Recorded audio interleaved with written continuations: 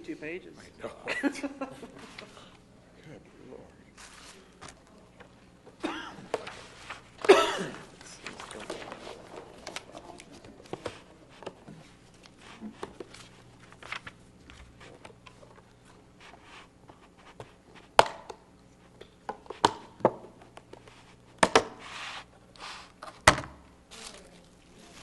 Ready? Okay, go ahead and call the meeting to order. Mr. Martinez? Yeah. Mr. Madrid? Here. Ms. Brown? Here. Mr. Kenton? Here. Ms. Austin? Here. Mr. Fish? Here. Mr. Coleman? Here. Mr. Freemeyer is absent at the moment, and our alternate, Ms. Marshall, is absent. We have a- I'm here. and We'll go ahead and move on to the Capital Improvement Fund, the city manager.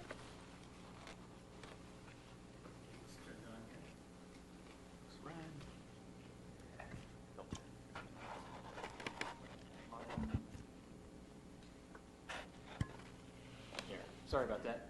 Well, thank you, Commission. It's a pleasure to be here with you this evening to walk through the capital program that the city has. And as you're aware, under Section 58 of the Inglewood Home Rule Charter, the duties of the Planning and Zoning Commission are to examine, not to develop, but examine the city's capital improvement program and make recommendations of projects in priority order that you would like to see inclusive in the CIP itself.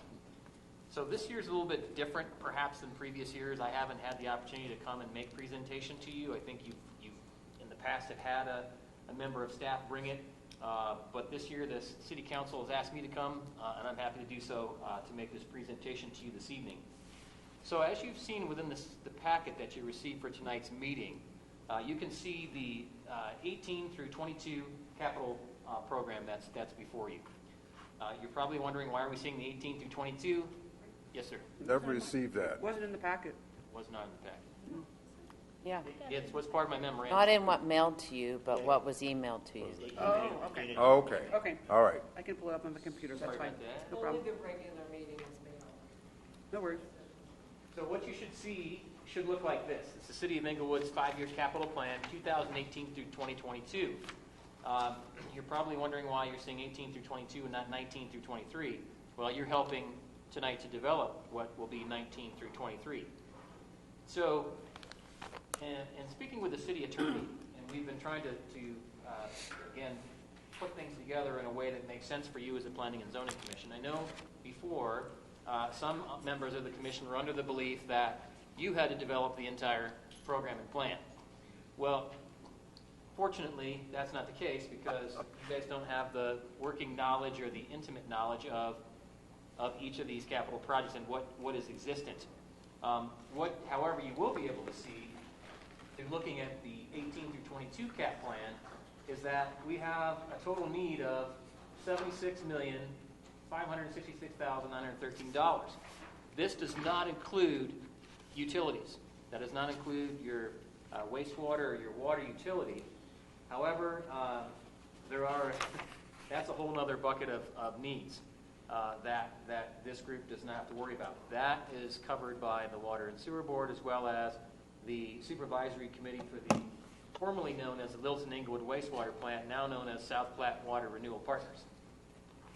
So the purpose of tonight for you as Commission is to take an analysis of these projects and or suggest other projects that aren't listed on this for the years 19 through 23 in a prioritized manner.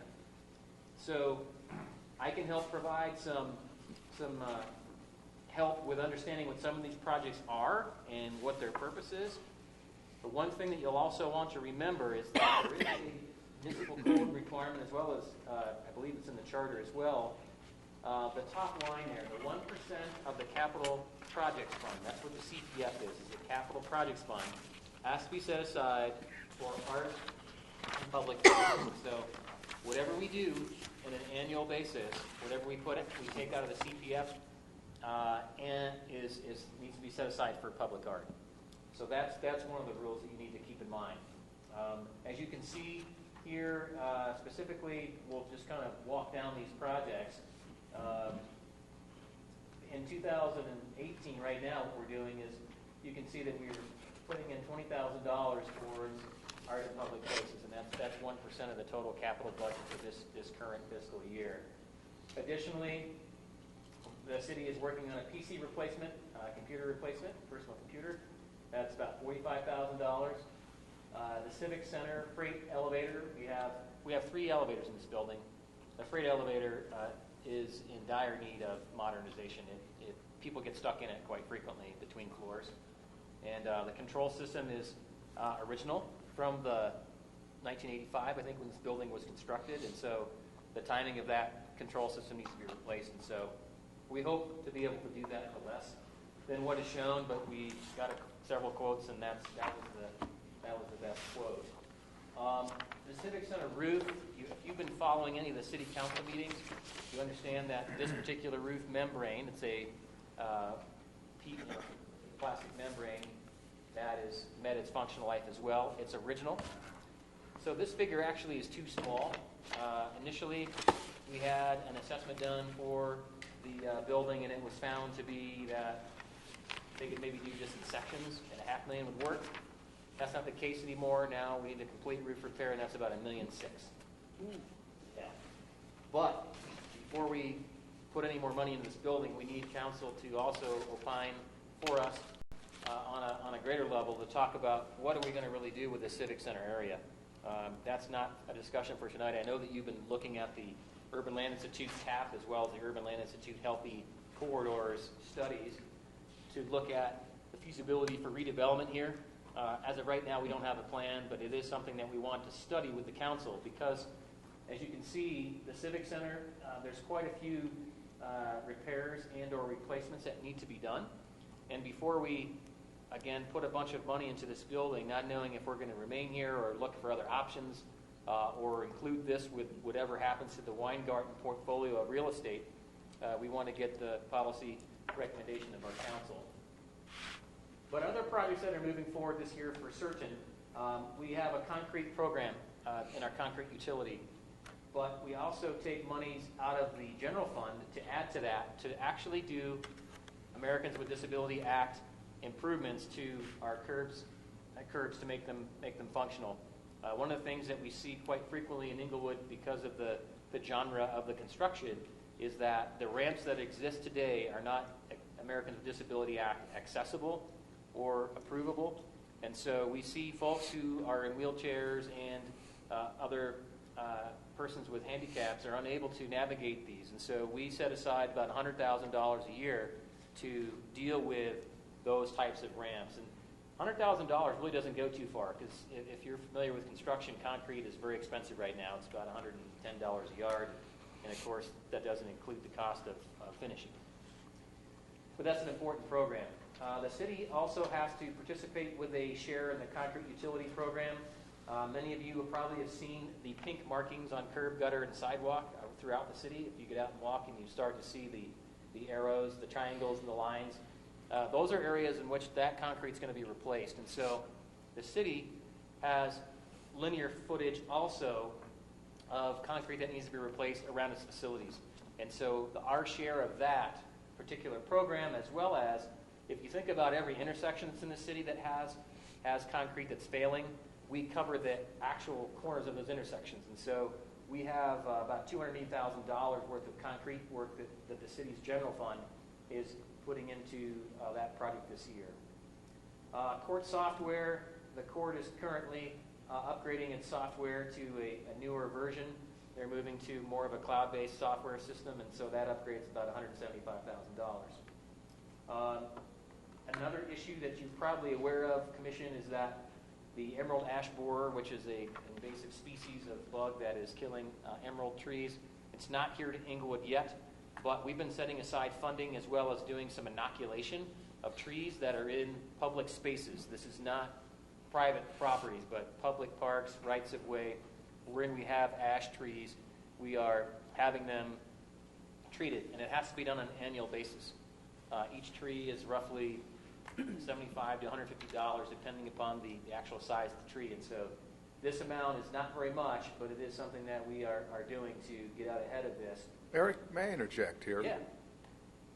According to the Article 4, Okay. it says that the goal of reviewing the annual list is to inform the Commission's view on these capital projects which are necessary and desirable Yes. to meet the goals of the master plan, Right. which I would think would be a subset of the entire thing.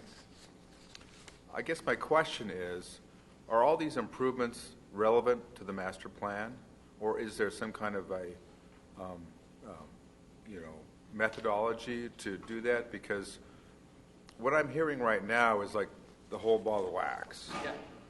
And what I'm thinking, again, I've made this clear from my, personal viewpoint, is that the commission to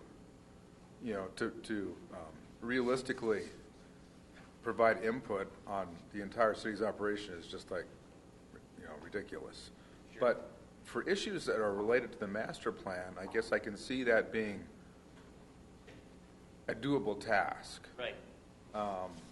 And so, again, my question is, maybe what we need to do is look at things that are just relevant to the master plan. Okay.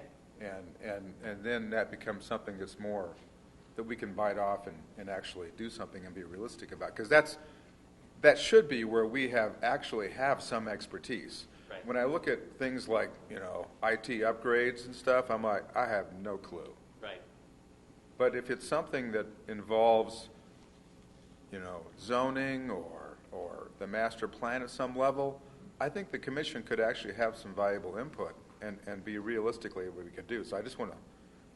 No, I appreciate you raising that, Fish. I think that's an excellent point, and that's the difficulty of this. There's many of our capital projects are not germane necessarily to the comprehensive plan.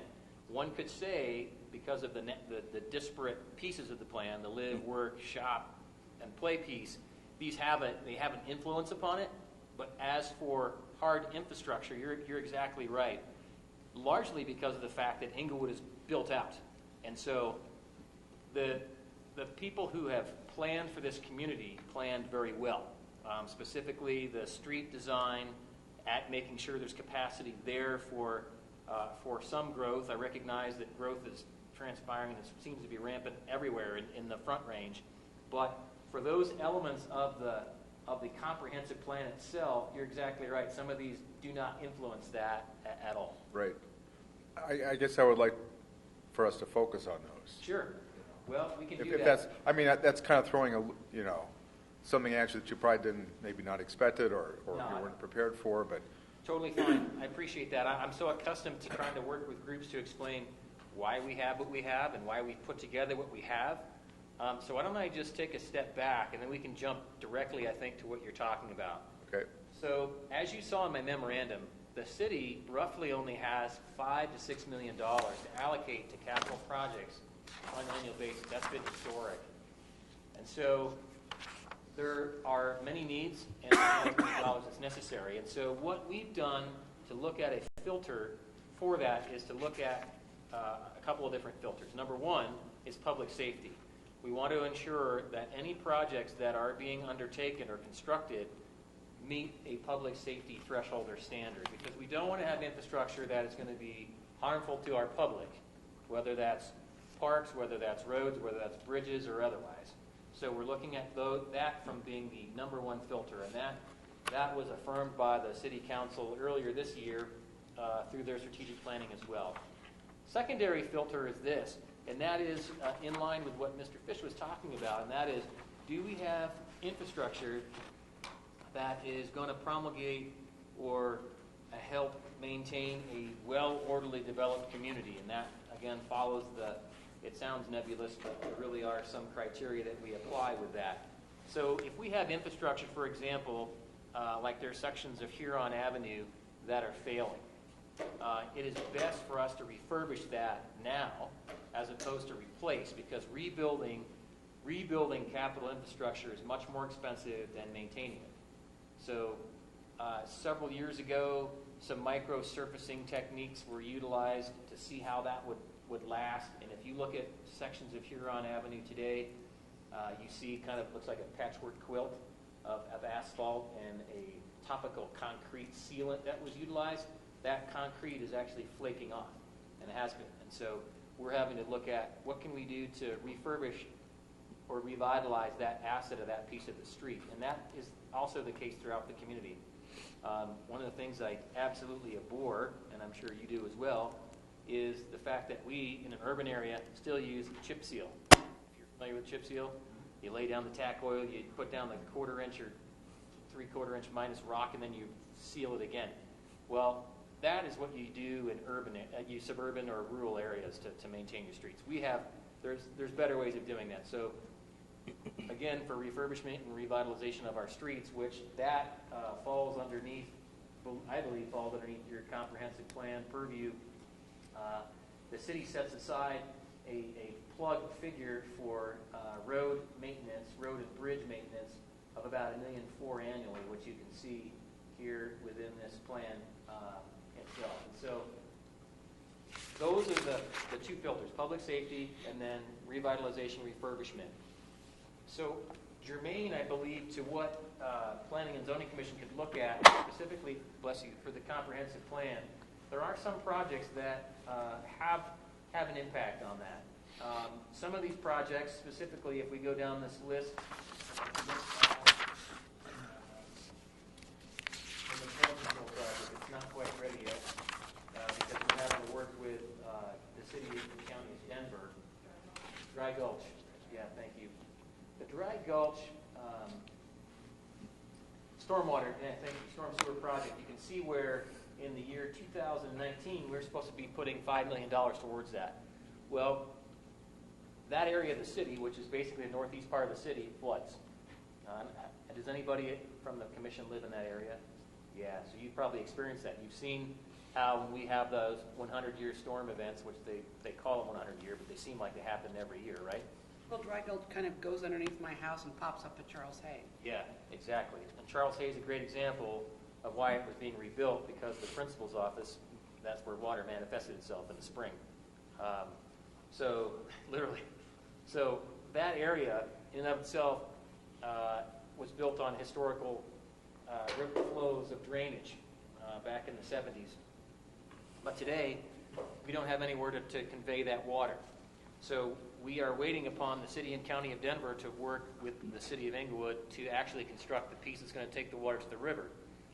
But right now, as you probably have seen, they're working on $1 billion, that's with a B, project to drain Globeville, Swansea, and Elyria. That's the big project for them. And so this project is being delayed, and we will not be able to move forward with this until such time as we have a plan that will help to make sure that area is able to be drained effectively through Dry Gulch and Harvard Gulch. However, there are some other aspects of this that do comport with the comprehensive plan. So just a couple projects up. You have the Dartmouth Rail Trail Bridge. Eric, can I interrupt on that one real quick? Yeah. It would be good to see, just in my quick review of our objectives in the master plan, Yeah. I don't know if we really have anything specific to a stormwater project like that. Right. Other than we do have an objective that is about constructing new transportation improvements that effectively maximize water quality. Yeah. So there could be some things like that if we knew what the project plan was, or if there's other ways that we could look at, I don't know, water quality or incorporating it into other projects that are called out in the master plan, that could be helpful. Water quality has a number of different meanings, obviously. So in Englewood, as you know, we already have our street grid. So most likely we're not going to be building any more transportation projects other than what you will see, such as what's occurring at the Englewood Ironworks site, or the General Ironworks site, whatever we're calling it now. It's the Englewood Ironworks project. Those roads obviously are private and will be maintained by a district, but water quality is of concern because there's so much impervious surface now that we need to be able to treat that from storm water facilities perspective. The water quality issue, though, that I think the Planning and Zoning Commission might be more concerned with is the water quality of the potable water, the drinkable water that we have. And And that is not as part of this particular project, but I'm certainly happy to take that back as a recommendation, because that is a recommendation that did come very strongly and clearly through the city's National Citizen Survey, where people made it very clear with the statistically significant and scientific survey to say water quality needs to be fixed. Something's got to happen. But yeah, I'm happy to go down that route, Chair Townley, if you, again, want to specifically zero in on that. I think we could have some discussion about that, but I think there are projects in here that are already part of the comp plan that would be good to look at. Sure, yeah. And then we might have to have other discussions about inclusion of, water quality. Water quality, of course, is very important. Yes. But just in thinking about what we have in here right now in terms of goals and objectives, it's not spelled out. It might be hard to tie it to it. Yeah, it is. Yeah, it is. This is a tougher conversation with this particular group because of your focus.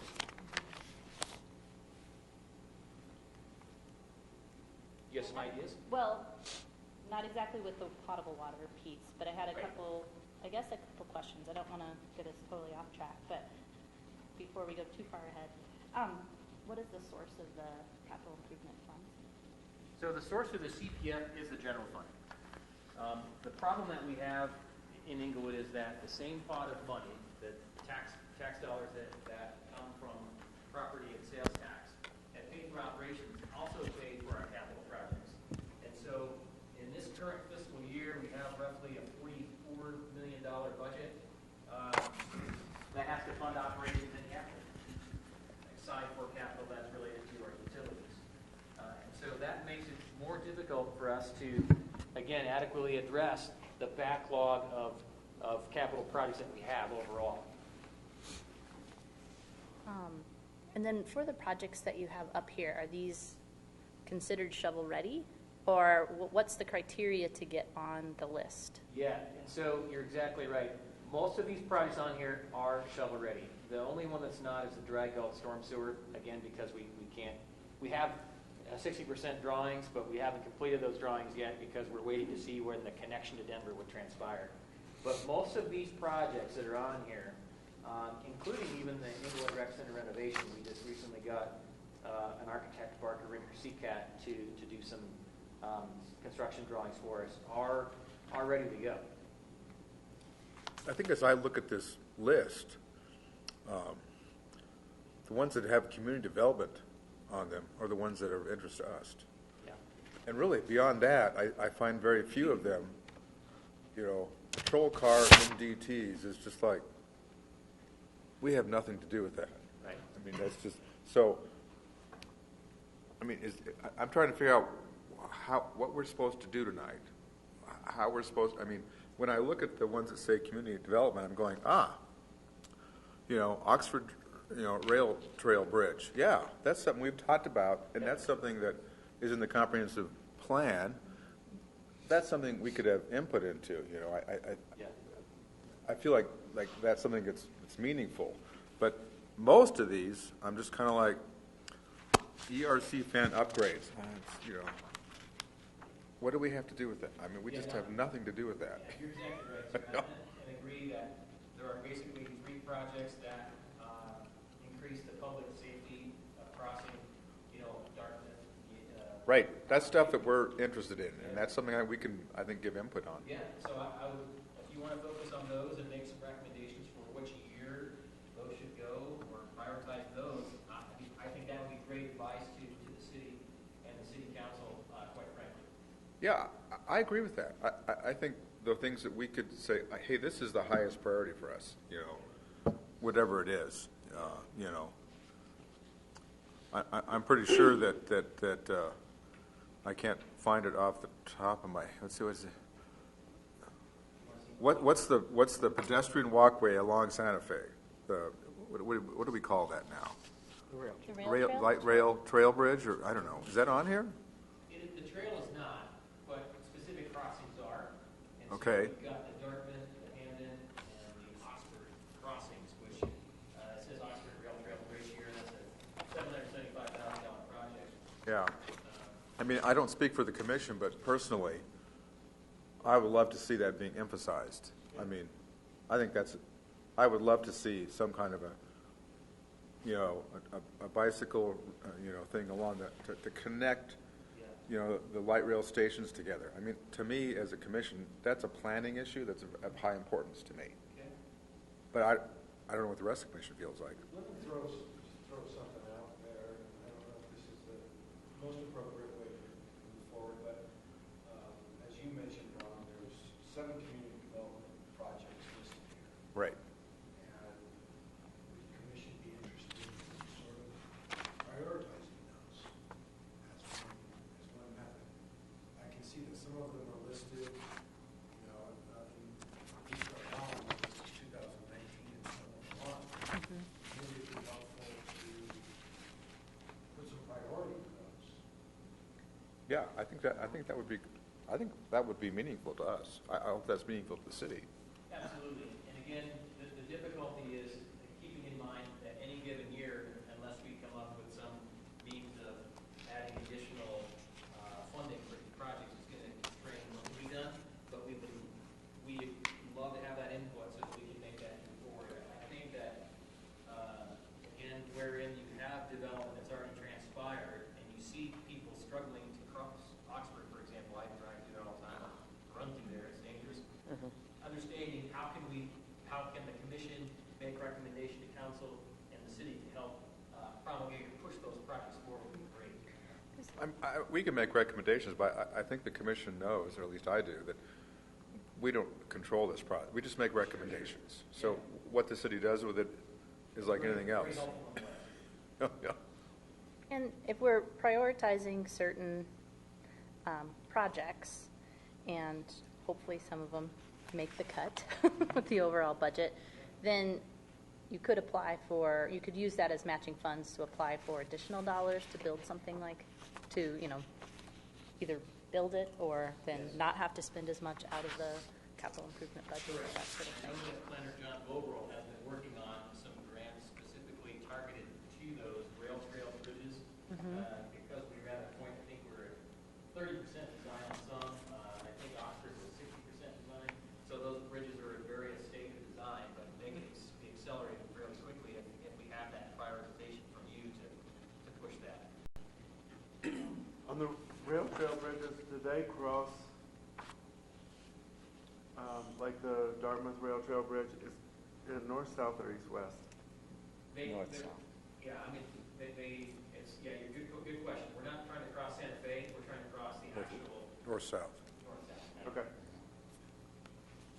If I recall, last year when we had this discussion, there were some projects that we had a concern that they didn't belong in the capital budget, specifically software upgrades, Emerald Ash Borer mitigation, GIS enterprise license agreement. Those are the ones that I see right now. Okay. And they're still on this list, so I'm curious as to why they're still on this list. Excellent question.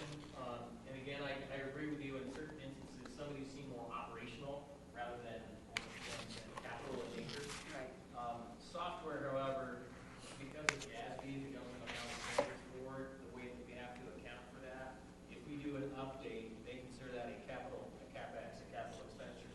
So software for sure. One of the things that we are trying to do is, and I think you will see the change moving into the 2019 to 23, is to remove some of those Emerald Ash Borer type projects. While they're a project or initiative, it's not capital in nature. It's not we're building or planting new trees. Yeah, it's not, you can't depreciate it. You can't, yeah. You can't depreciate trees. So, yeah, the software is depreciable. Okay. Well, and you don't want to lose the trees either. I mean, that would be a disaster. So it needs to be taken care of, no matter which budget it comes out of. But I was just curious as why it still keeps appearing in Yeah, the keep in capital mind, budget. this is still last year's budget, that's why, Right. that's why you're still seeing that. But that excellent point, I appreciate you raising that point. I agree that some of these things are not capital in nature.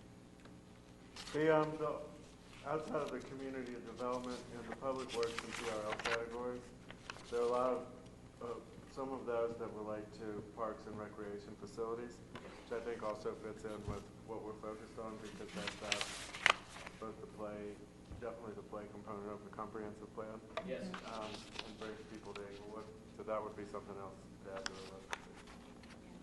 I would agree with you, sir, on that standpoint. I will tell you that I'm concerned for the city from the standpoint that right now there is significant investment being made from the private side, from the fitness area or recreational side, such as the Earthflex facility. And then many of you probably have heard or will be hearing shortly that Choose Fitness is deciding to move into a portion of the Kmart building. And if that happens, the city's going to have to do some soul searching with respect to what niche or what aspect of the recreation business the city want to be in. There are many thoughts on this issue, including maybe the city should not be going head-to-head and having a competition with the private sector with providing fitness and gym type programs. But we have it, and as such, if we're going to be in that space or that realm, we should then make sure that our facilities are relevant, are fresh and safe, as well as something that's desirable for our residents to want to use. Interesting. Can I ask one other question? Yes. Can you describe the alley program? Yeah, so the alley program, we've had a number of requests from residents to actually pave our alleys. This has probably gone on for many years. Those of you who've been here probably 10 times longer than me understand that there's a love-hate relationship with our dirt alleys. They're not really dirt, they're gravel, that people call them dirt. We spend significant resources each year to maintain them. Right now, if you're looking out, you'll see our public works crews with the graders, and they're grading and putting down new base rock in those alleys. But a study was done 3 years ago when I got aggressive about changing that to maybe look at concrete or asphalt alleys. The cost was about $42 million to pave all of our alleys, which is significant. We also have had some residents who said, no, I like the rock, I like the dirt alleys, let's keep them. And it does stand true that those alleys are a place for water to permeate into the earth as well. And we have storm drainage issues, specifically where I remember Austin lives in that area. There are some alleys that they basically are streams when it really pours.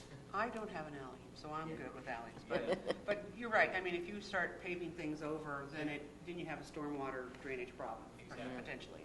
So we have to engineer for that. I think that's why the cost of $42 million is as high as it is. However, what you're seeing in this budget now with the alley program is that our public works staff has put money into the budget to actually perform some test sections, test alleys. So we're looking at pervious concrete. We're looking at a combination of a concrete pan down the middle with asphalt on the sides to help with structural rigidity and functionality over the long haul. And so, for example, if you're familiar with the new art studio at Fox and Bates, basically across from the Foundry Apartments, it's the Dolan Diamond Studios. We're going to be doing a test section in that alley, which that particular development is helping to pay for, to test the different alley design. And so some of that alley paving money that you see in that budget is used for that particular program. We've also been approached by some residents who say, well, listen, I've talked to all the people on my block, maybe there's 10 or 12 homes, and we all agree that we want to go in with the city to pave this alley. And we only have one block right now that that's happened, and that's up by, again, the north section of just off of Broadway, where John Cook and his daughter and her husband wanted to pave the alley behind it. So we're going to be working with them to look at ways in which to do that concreting in that alley. So that's where we have those funds set aside.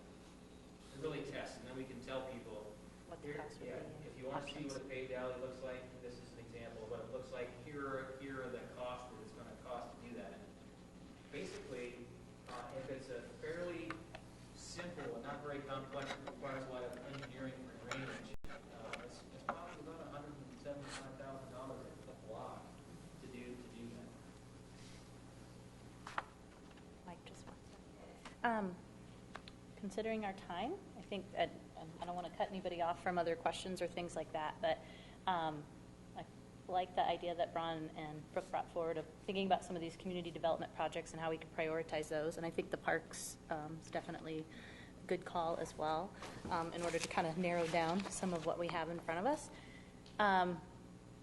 We can prioritize the items that we think are important, or do we need to actually rank them throughout this alphabetical list? I think if you just made some recommendations for projects that you'd like to see done and prioritize them that way, that kind of stuff. Okay.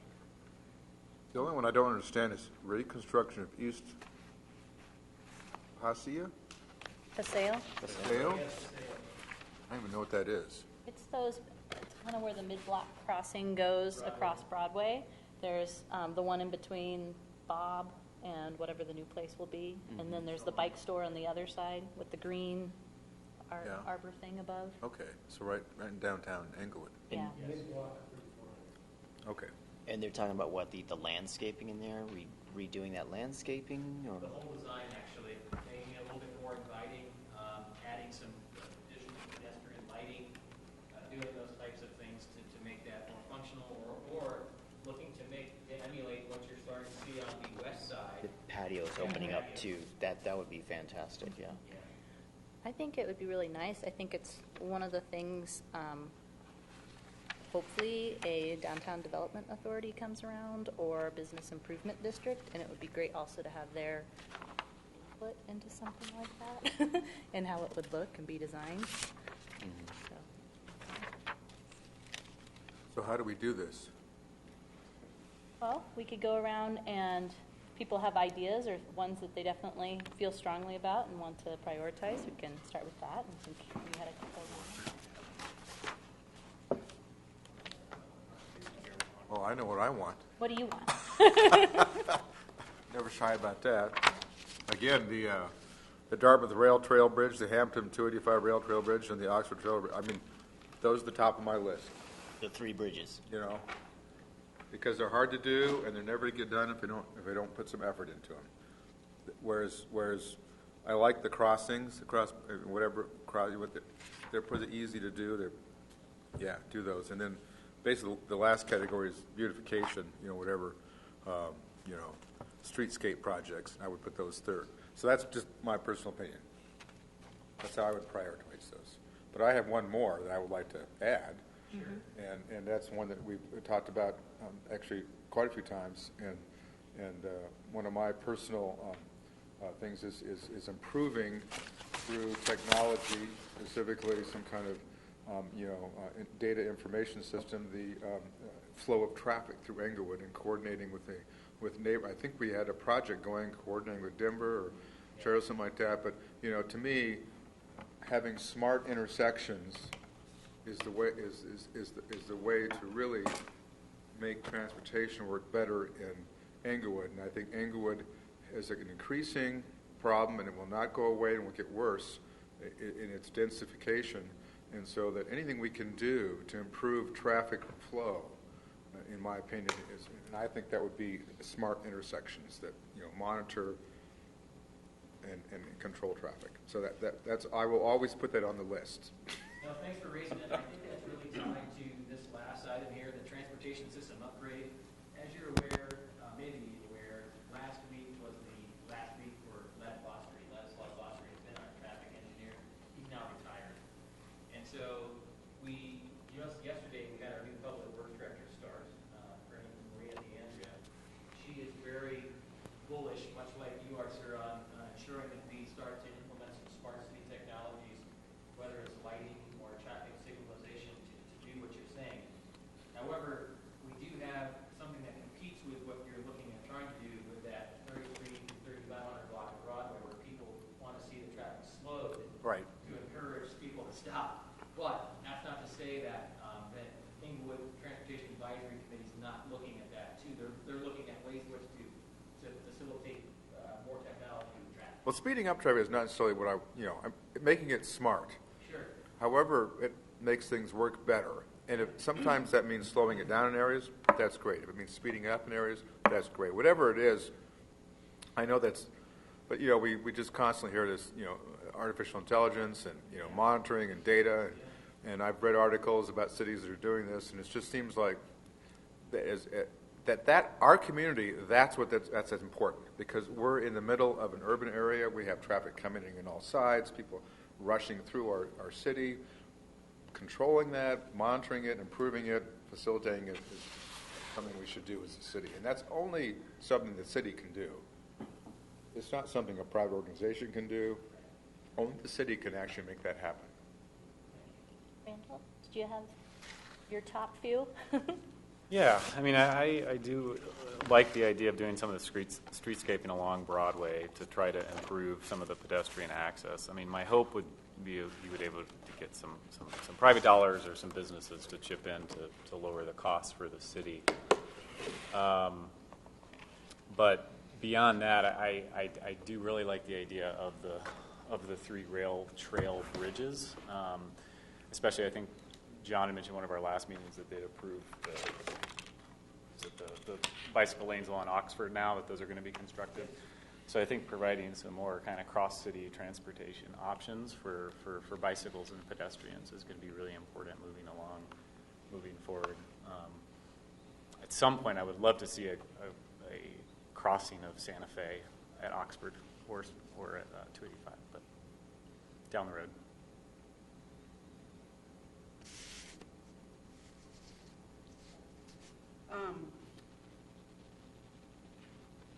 I am totally in favor of the things that the public works things. I think that's important. And that's probably the primary function of government, is to take care of those issues first.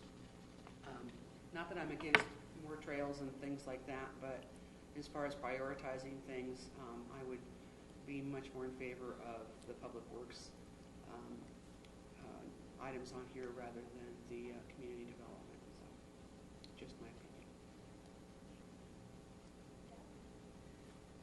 Yeah, I would agree with the focus on the rail trail, because I think that's something that would change the ability of people to get around in the community. And of those, I would say the Oxford Bridge is the most immediate need, because not just because I live in that area of town, but because, and I'm most familiar with it, there's a lot of people down there, and I really think that's the low-hanging fruit and the one that needs it most right now.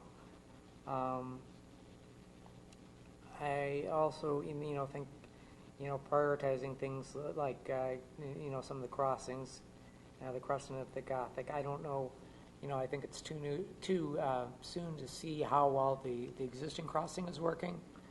But if it does seem to be, it makes it a lot easier to get across there, and it helps. That street has always been a barrier, and it makes it a lot easier to get from one side to the other. And if that does prove to be successful, I think we should look at additional crossings like at the Gothic, because when there's an event down there, there's a lot of people trying to get across. So, and the other thing is parks. I know, Christian Park is a priority, just because it's an area that hasn't had a lot of improvement, and that would also be a priority. Well, if I'm focusing on public safety, I would have to say along with looking at community development. I don't disagree with you on the public works stuff, but if we're just going to look at what's left for community development after the other stuff, Oxford is an absolute. I don't even like to try and cross there in a car. Yeah. Let alone if I'm walking to the rec center. Yeah. I think that's and I think you'll get the best bang for your buck in terms of public relations if you fix Oxford. So I like the bridge projects, and I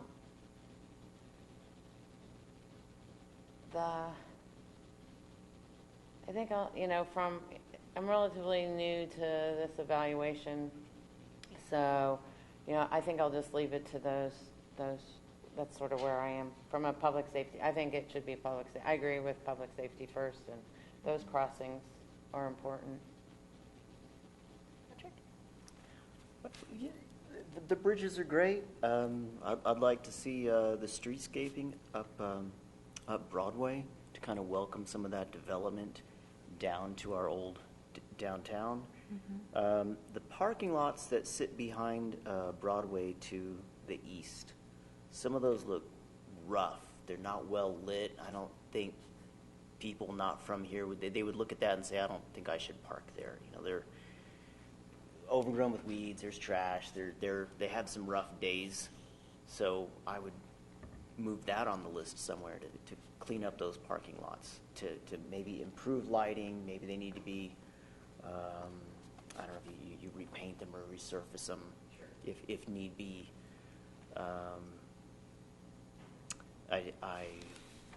As for the crossing at the Gothic, I think if we just put a crosswalk on the north side of Floyd at Broadway, we could save $250,000.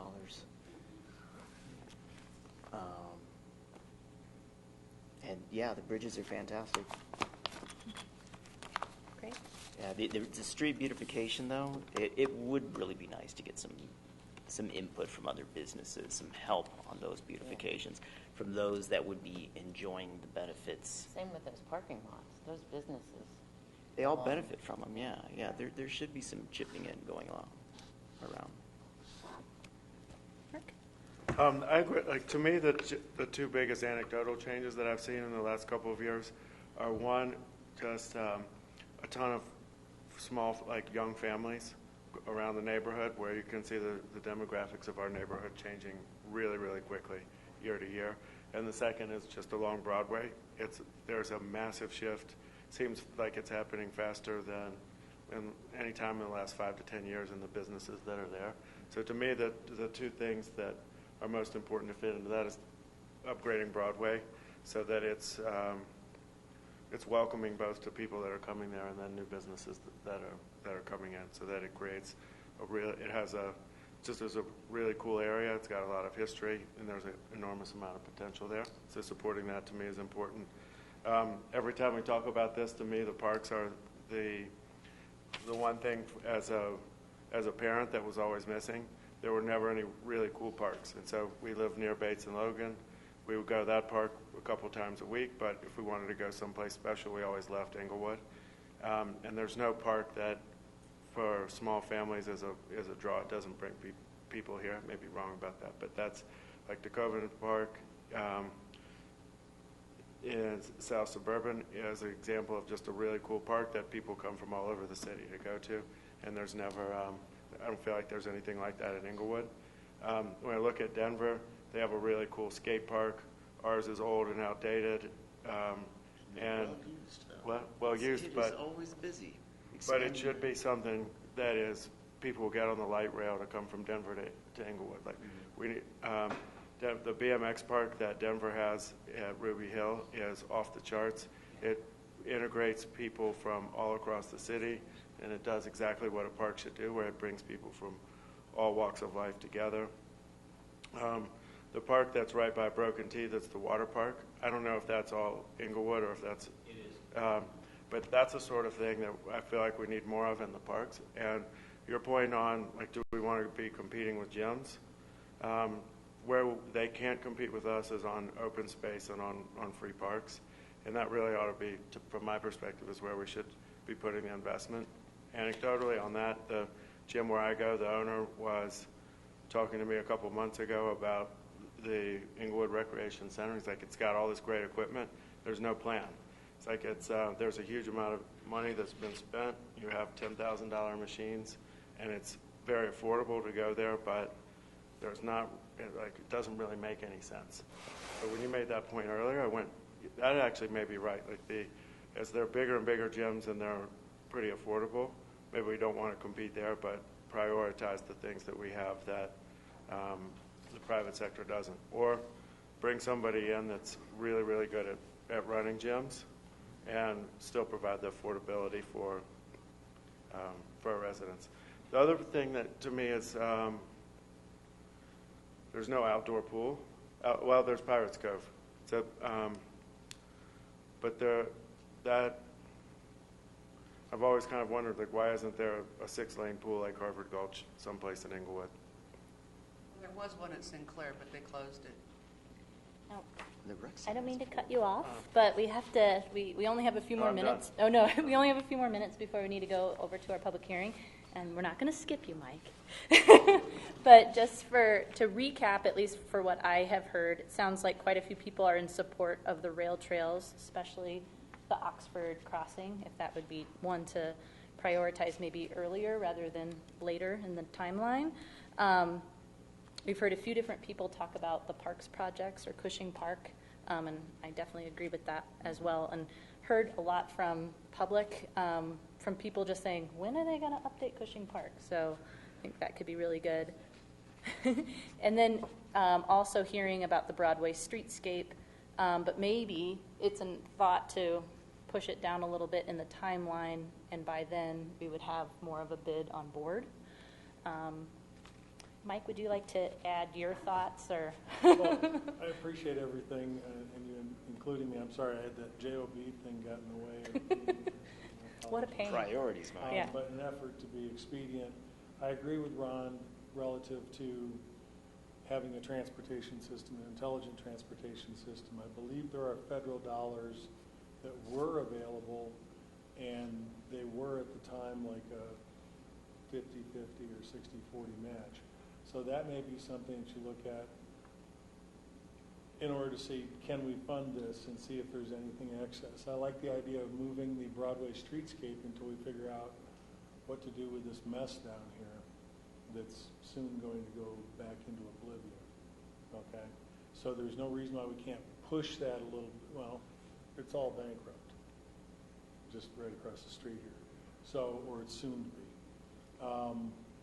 And so those proceedings are underway, but are being foreclosed on. So if we push that and we look at this as more of a comprehensive package, I think we could probably get some more public or private input into that and potentially funding if we can say, this is the plan and this is the budget, and we want your input. Let's see if we can't leverage some public-private partnerships there.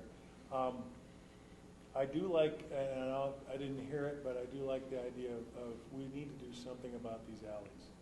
They're 1940. Nobody has a gravel road unless you're in the country, right? And as you see all these new houses, whether you like them or not is immaterial. The fact of the matter is they have nice new cars in them, and they pay a lot of tax, and they really don't like to be dusty, and it really makes us less attractive. So let's figure out, at least at a minimum, let's get an engineering estimate, number one, to fix the whole thing. So how big is the nut? 42 million. And number two, Yeah. what does the plan look like? So that we can reasonably tell people, and what is the standard by which we would construct? So if 42 million is the number, wonderful. Is that the number we want? Is that what we need to have? Yeah, Manager they Keck have a- was telling us that the alley program that's listed in there is actually going through several different iterations of what that could be and how we could maybe have cost savings, that sort of thing. But yeah. And as far as bridges go, the Oxford Bridge, and that's about all I have to say. Okay. Do you need more specifics from us? This is very helpful. So just for me to recap, and you can tell me if I'm right or wrong. What I heard, top seems like the Oxford Rail Trail project is maybe the top project. From there, I heard a lot about Cushing Park. Number 3 was the Broadway streetscape. When the bid perhaps is on board, and then intelligent transportation system for Inglewood as the priorities. That's not to say that I'll add in the priorities for the rest of those rail trail bridges as well, and maybe that's necessitated by whatever development happens too. So if General Ironworks comes next, maybe Dartmouth is then, and then it's Hampton. And I think it could be helpful too, maybe for next year as we're moving forward, is to maybe see the schedule, the road and bridge schedule, or some of the things that they have planned, and then maybe we can prioritize some of our projects where they're already going to be doing construction. Sure. We do have what's called a PCI, Pavement Condition Index, and it's all over the city. That tells us when we need to pave or seal or crack seal or whatever. So we'll try to do a much better job next year. We're trying to make this more functional for you as a group, so I appreciate the input that you've given tonight, and we do want to make sure that we use your time in the most valuable way. Perhaps we can start to push out information much sooner to you as well, such as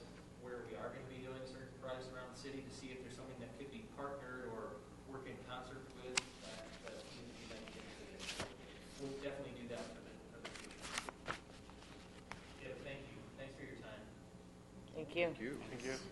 Thank you for dinner. So we'll adjourn this meeting for now. We'll pick up the discussion on bylaws after the public hearing. And we have just a couple minutes before that public hearing. So. Looking anxious out there. No, there's a crowd.